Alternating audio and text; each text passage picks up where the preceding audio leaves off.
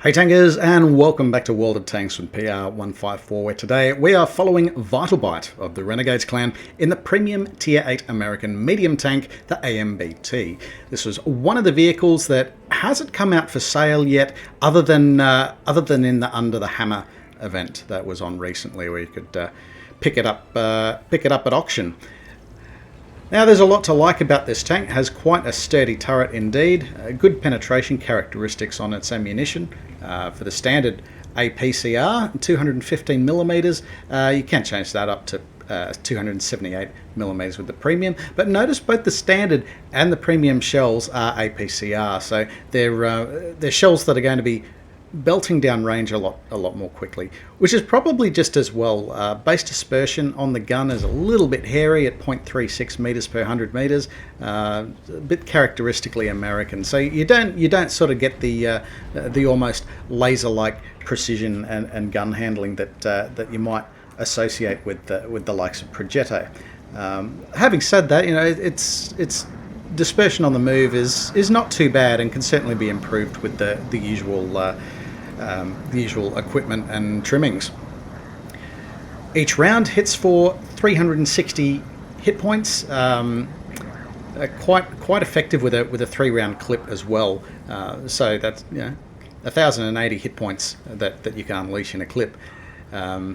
Also bearing in mind it's an auto reloader rather than an auto loader, so you can just maintain a cyclic rate of fire, and the damage per minute is not too bad either at about 1,850 hit points per minute. So making good use of the cover, the hard cover up here on the Minsk map. Of course, the Minsk map has been temporarily taken out of the game due to a couple of recent international events. Played from hull down, the tank is incredibly effective. In fact, if you're using the full 9 degrees of gun depression, you end up with about 330 to 340 millimeters of effective armor on the turret. There is a bit of a weak spot to it, however. If the gun peaks too far over the subject ridge, you do end up revealing a bit of a shot trap below the gun, and that can be penetrated quite easily. There's only about 135 millimeters of armor. You get this little shot trap between the upper frontal plate and the underside of the gun. If you're trying to engage this tank, then that's where you should be aiming. But an experienced player will be certainly minimizing the amount of peak of overpeak of that gun. I guess that's balanced out to a point by the fact that you do have 0.36 meters per 100 meters of dispersion. Now, it's been a bit of a slow start here for vitalbyt, but now he's able to get his eye in, and he's able to get the gun into the game and start wrecking some of these enemy vehicles downrange. He's doing a bit of a mag dive, so just trying to cause as much damage on some of these targets of opportunity as they present themselves. Now it looks like this T-26E4 has had a rather tragic accident, falling off the bridge and landing off their side. So vitalbyt certainly doing his civic duty and putting them out of their misery. As with other auto reloaders, the deeper you dive into the magazine, the lower your damage per minute becomes. Base reload on your first shell is about 11 seconds. That blows out to about 18 seconds if you end up diving all the way to your third shell. So you do need to bear that in mind, that your damage per minute will suffer if you do a mag dump, and it can take quite a while to sort of build that back up. So 18 seconds for the third shell, 14-ish for the second, and then 11 again. So you've used up the better part of 45 seconds to sort of get back up to your full DPM if you just use an ordinary cyclic rate of fire. So we can see the dispersion letting vitalbyt down a touch there, but is being a bit more patient with these shots, just letting that magazine reload before engaging again. Maybe fired a little bit too soon there. That's all right. This happens. Broadly speaking, they are in a bit of trouble at the moment. There's at least 3 enemy vehicles stalking the cap circle at the moment.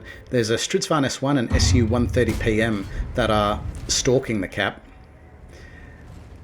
They have been able to get a couple of eyes on the Lerva, but they're probably not positioned quite right to spot them yet, and maybe playing a little bit out of role to do so. But they've got basically a minute to do something about it at this point in time. vitalbyt looking for perhaps some of the blind fire on the Skoda T56, but that target of opportunity had disappeared. E75 making the cross, and although it was outside of his draw range, we do have confirmation of a successful hit there. Now both teams on the cap circle, and quite a few enemy heavy tanks heading back to reset that. vitalbyt's team having the edge here by about 10 seconds on the reset, so it's provided the enemy doesn't reset them, this will be their game. Looks like the enemy have come off the cap. So is this vitalbyt's game? No, it's not.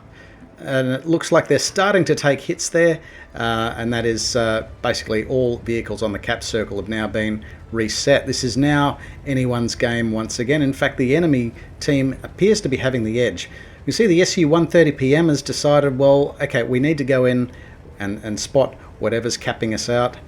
So they're moving in to become the eyeballs for Stridsvagn S1, and unwittingly also likely becoming the eyeballs here for vitalbyt. Now vitalbyt can hang back and play that ridge, but they really need to do something to get these enemy vehicles off the cap circle. They've just about got the win here with less than 15 seconds to go, with this defender being placed in a very tough position.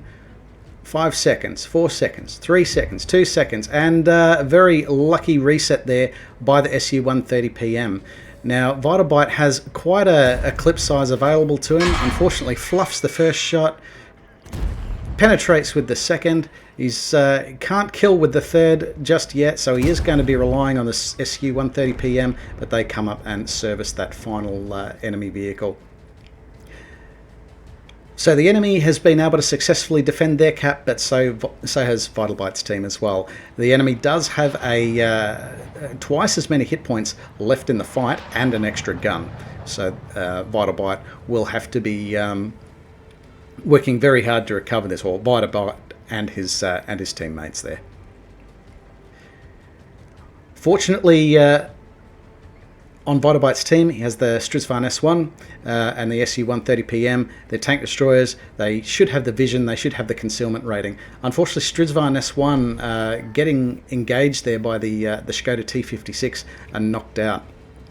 But both the Skoda T56 and the E75 TS are they are going to be one-shottable for vitalbyt there. So this is going to hopefully work out for vitalbyt here.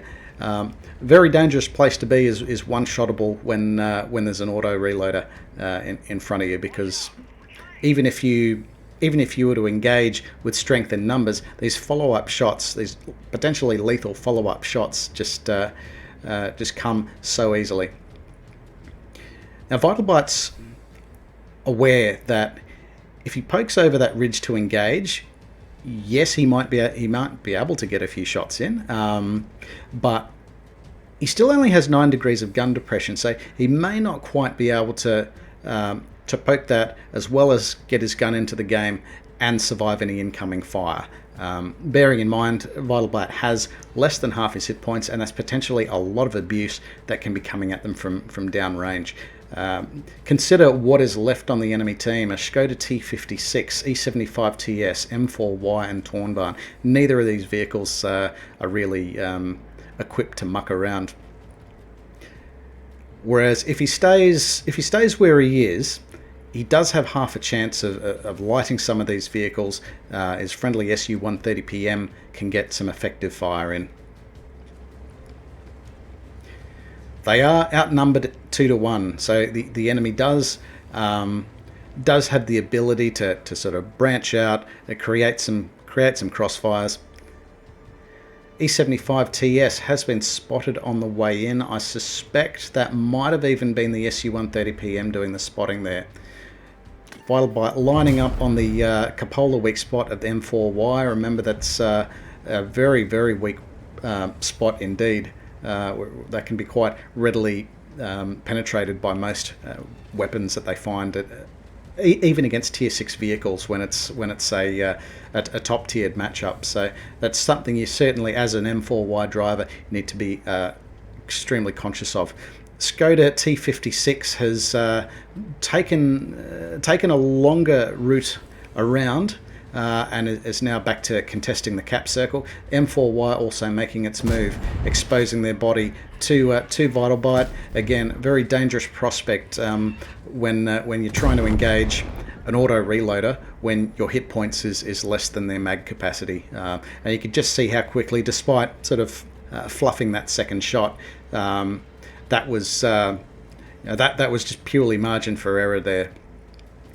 Of course, now that he's dived into his magazine again, vitalbyt's damage per minute will suffer quite extraordinarily. So rather than sort of pressing the attack, he's just trying to stay low, trying to get that mag reloaded and restore that that sort of 1800 DPM that you get as base. Tornvarn making the push has come through the tunnel, but to no avail just yet. A very tough customer. SU130PM firing a high explosive shell at the Tornvarn, it would appear, but unfortunately was unable to knock it out this time around. vitalbyt taking the flank and putting the killing shot into the tail end of the Tornvarn. No, that was the E75 TS. My apologies. We didn't actually see that. We didn't actually see that one. So no, the Tornvarn is actually in the opposite tunnel.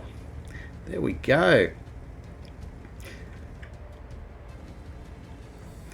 That was actually quite a lucky high roll there by vitalbyt as well. You got 360 nominal alpha with this 105mm main armament.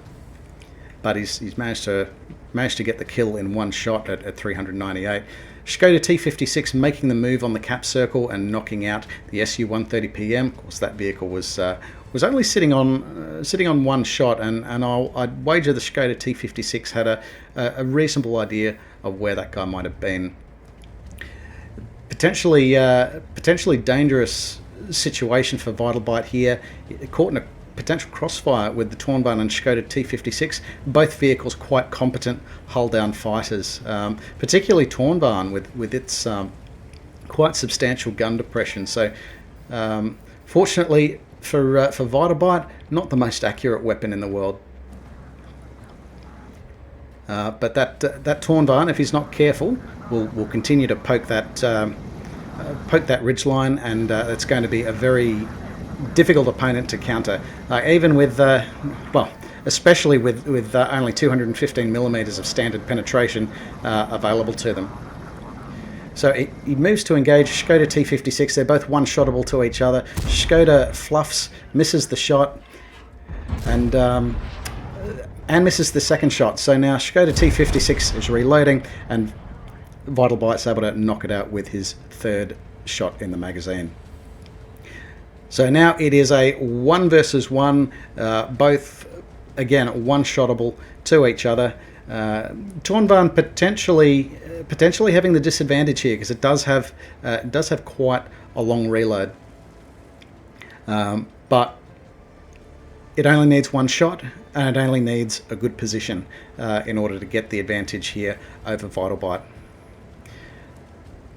And it's actually playing quite effectively here, using some very effective hard cover there in all these little balconies. Less than a minute to go. It looks like they're slugging it out. Not too many shots of opportunity available here. vitalbyt's going to have to thread the eye of the needle, and he does it, taking out the Tornvarn for his fourth and final kill of the game. That is a win by the slimmest of margins, folks. Let's go and take a look at those results. An extremely well-deserved Ace Mastery badge there by vitalbyt of the Renegades clan in the Premium Tier 8 American Medium Tank, the AMBT.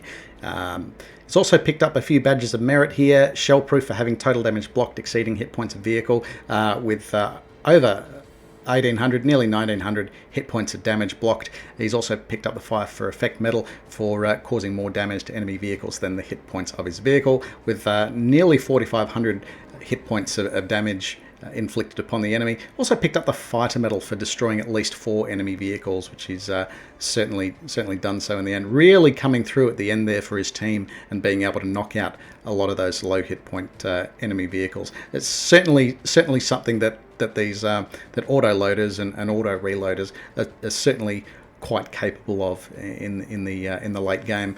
Also noteworthy is the amount of spotting damage collected, over 1,000, which is also respectable.